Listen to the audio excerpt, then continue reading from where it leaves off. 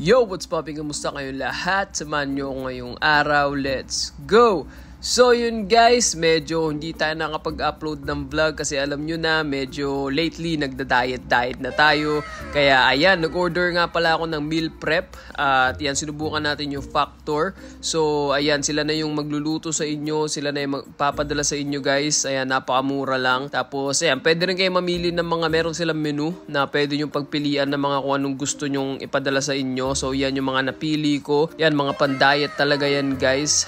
So sinubukan ko lang pala mag-order sa kanila guys para malaman ko kung gaano ba karami yung serving nila tsaka yung mga ingredients na ginagamit nila. Kasi andyan sa box, nakikita nyo yung kung ano ba yung pangalan ng food na yan. Tapos andun yung mga ingredients na ginamit nila, yung mga sukat.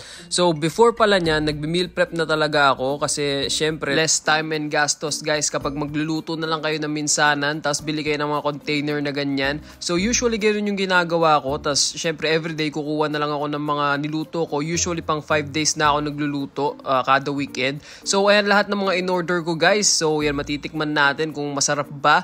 Tapos update ko na lang kayo. So ayan, puro healthy foods yan guys. Meron nga pala rin akong binili na wellness shots.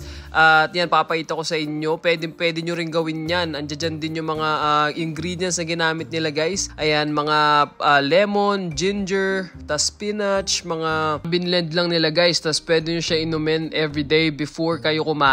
So yan, nakaka-slim din yan. Syempre, maganda rin sa katawan. Ayan, meron silang spinach, kale, celery, lemon. Yan, pinaghalo-halo nila. Never pa ako nakatikim na ito guys, so I'm not sure kung ano magiging lasa. Pero yun nga, maraming salamat sa mga nanonood. Kita-kita na ulit tayo sa susunod.